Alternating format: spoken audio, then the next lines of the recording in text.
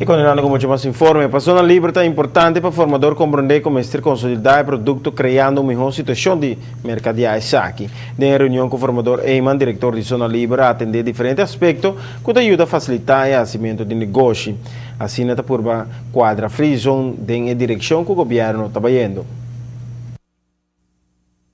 Formador a continuar com sua assinatura para sonhar a situação que comporta impacto positivo riba nossa economia em quadro e também a topa com zona livre. Ademais de papel riba free zone a referir na enter e conceito de gateway e Kiko é significar para uma expansão econômica e ademais Kiko como país nós lo por hasi e oferecer na inversionista. Lo cual nos está muito importante, me chama a palavra consolidação, que tudo gosta de trazer junto de produto. Nós temos aspecto, por exemplo, na Aruba que o turismo tem seu próprio caminho de bairro. Terwijl se nós integrar turismo, tem aspecto de renovação de Oranjestad, tem aspecto de gateway, por tudo isso aqui tem paquete, então nos market é também nos turistas, por exemplo, network que existe cá, nós aqui em Bota Tope for, então é na ajuda.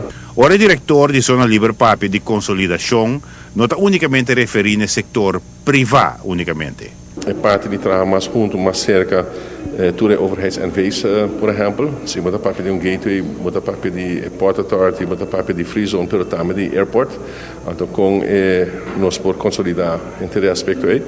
Pero ora você vai que sei também, esse não pode funcionar se doana não está funcionando optimal em sistema novo também. Nós estamos papiando de diferentes departamentos de governo também, de o DEP, como se ajuda com a parte na barcadeira.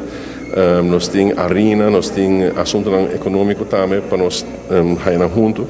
O intercâmbio entre diferentes protagonistas, Passinha foi outro e consolidar a ideia de vender Aruba e seu pilar econômico novo. Dia costa que no passado nós a invitar APA e Free Zone governo estava connecting road e para caia que também bem de barcadeira que também conectar na Green Corridor. Então essa é a hora honra, então essa é o abre inteiro lugar aí também para desenvolvimento econômico para nosso país. E assim nós temos mais pontos na mesa de infraestrutura que nós discutir. Nossa parte de aspecto logístico também que comporta barreiras. Giovanni Müller, Notícia Benoci.